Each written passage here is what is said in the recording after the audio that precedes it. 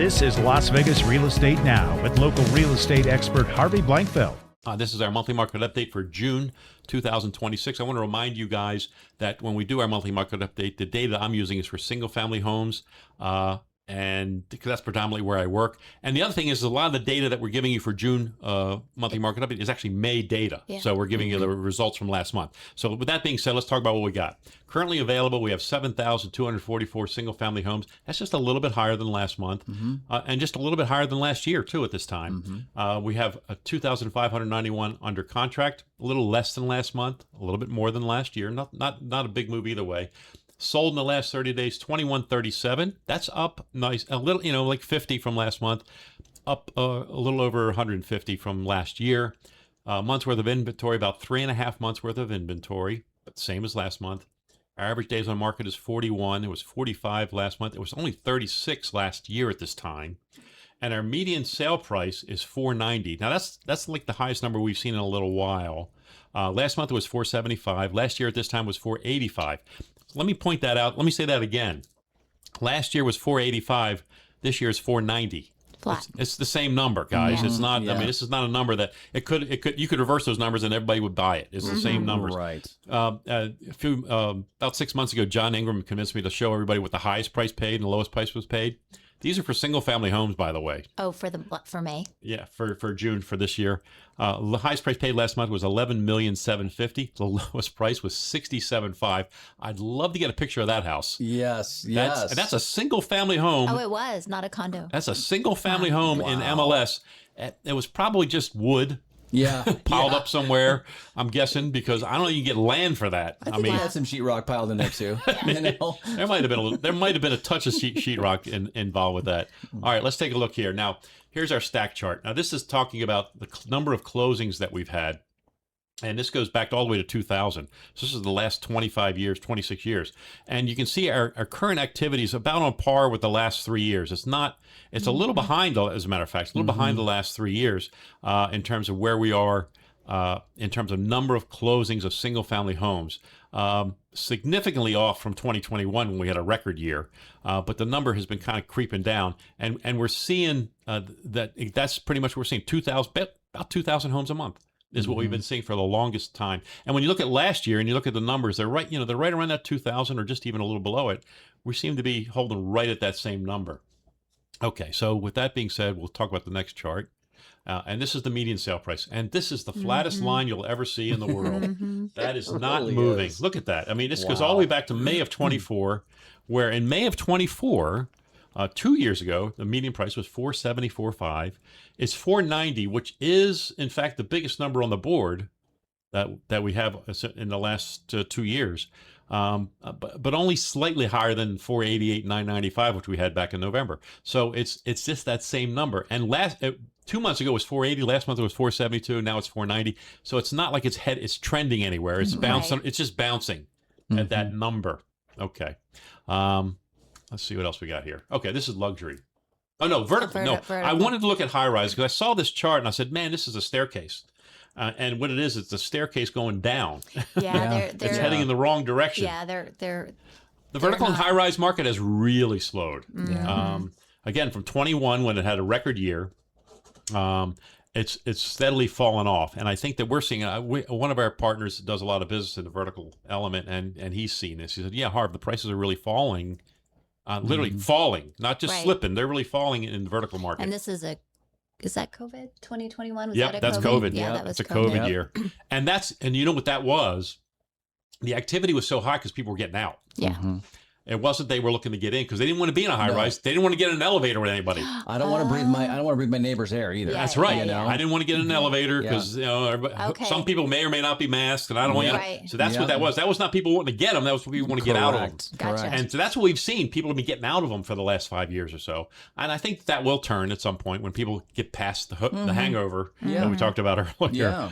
Yeah. So that'll happen. But then now we're talking about luxury.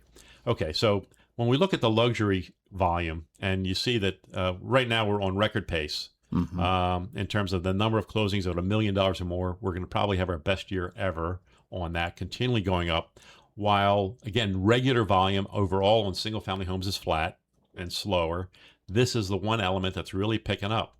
And so that's skewing the median a little bit, guys, right? It is. It's skewing it a little bit. I mean, a median's supposed to be a true picture, but the fact of the matter is when you got one side going crazy and the other side not having much, that's what's happening Well, and here. plus $1 million here looks different than the $1 million home back there. Great points. Yeah. Great points. And I mean, $1 million, there are $1 million tract homes now Right. where there were never back 10 years ago. Right. There was no such thing as $1 million tract home.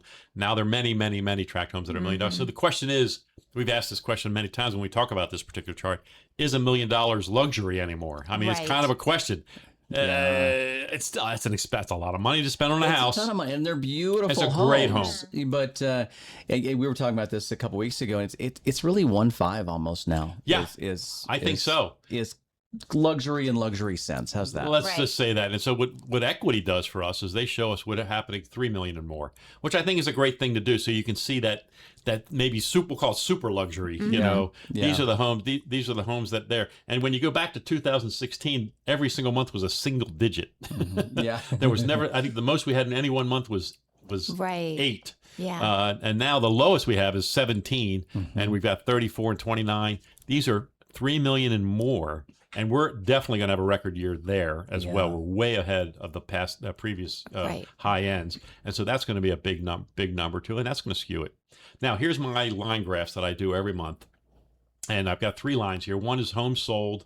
And you can see it's right around that 2,000 number. It's actually kind of stayed above it the last few months. Prior to that, it didn't even hit it.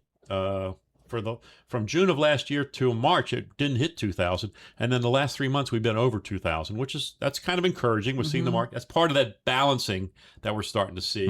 But then the median price is that flat blue line. It's not. It hasn't done hardly anything. And then the yellow is the available properties, which got down to a low back in January of 6,500, or actually March was even lower, 64. But we're up to 7,200, which is not anywhere near the peak we got last October of nearly 8,000. But it's still kind of creeping up a little bit. And this time of year, traditionally, we'll see a little more activity up and down. Right. More sellers, more buyers. It's a little bit more going on. Okay, guys, there it is. That's our monthly market update for June of 2026. Any additional thoughts on that, Sin? What do you think? What are you thinking? What are you seeing yourself right now? I'm seeing sellers having to reduce their prices to get their houses to move. Yeah, there you go. Just like we said. Yeah. Yeah. Well, I mean, overall, I think if I remember right, sales were down overall, and this includes luxury in there too. Yeah. Down 4%. Right. You know, so it's not a lot. No. But you feel it. It's that little pebble in your shoe. It is. Right. You're going to feel it. Yeah, as realtors, we see it. I mean, we're a team. We're a team here. Cynthia and I are part of the team.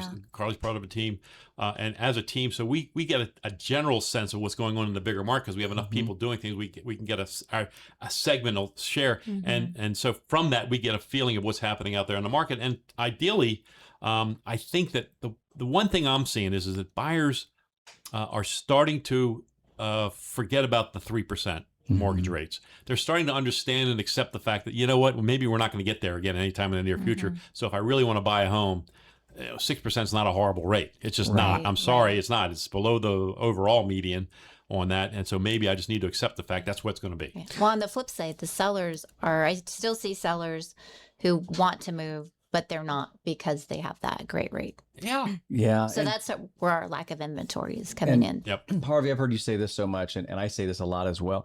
Don't try and time the market.